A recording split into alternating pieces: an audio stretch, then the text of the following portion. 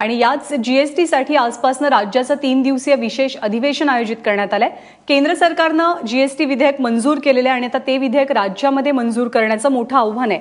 एकीकडे विरोधक कर्जमाफीसाठी आक्रमक आहेत, त्यांनी राज्यभरात संघर्ष यात्राही काढली आहे, त्यामुळे आता या अधिवेशनात कर्जमाफीचा मुद्दाही गाजण्याची शक्यता आहे। तर दुसरीकडे शिवसेना ही कर्जमाफीच्या मुद्द्यावरून आक्रमक झाली आहे, त्यामुळे जीएसटीच्या अधिवेशनात फडणवीस सरकार समोर अडचणी वाढू शकतात। या सगळ्या संदर्भात अधिक माहिती जाणून घेऊयात। आपले प्रतिनिधी ऋत्विक भालेकर सध्या आपल्या सोबत आहेत। ऋत्विक, भाजप समोर किती मोठं आव्हान आहे हे 3 दिवसांचं अधिवेशन म्हणजे? नानदा, या 3 दिवसाच्या विशेष अधिवेशनात 3 स्वतंत्र विधेयक मांडली जाणार आहेत।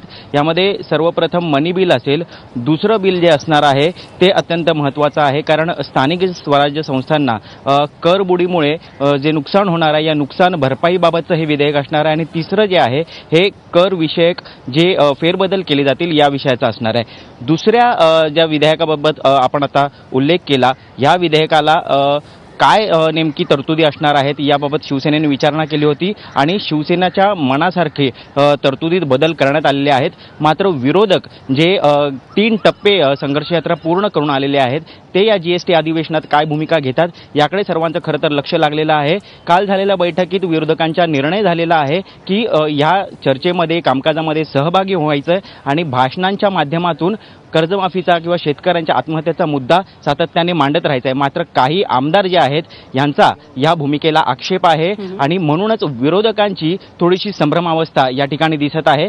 निश्चितच भाजप किंवा सरकार यांच्यासमोर जीएसटीचं विधेयक जे आहे हे मंजूर करणं मोठं आव्हान असणारच आहे। मात्र विरोधकांमध्ये एकजूट दिसते का आणि विरोधक कशा पद्धतीने आपली भूमिका या अधिवेशनात मांडतात हे बघणं महत्त्वाचं ठरणार आहे। ज्ञानदा, ऋत्विक, ताजे अपडेट्स वेळोवेळी जाणून घेत राहू। तुर्तास धन्यवाद या माहितीबद्दल।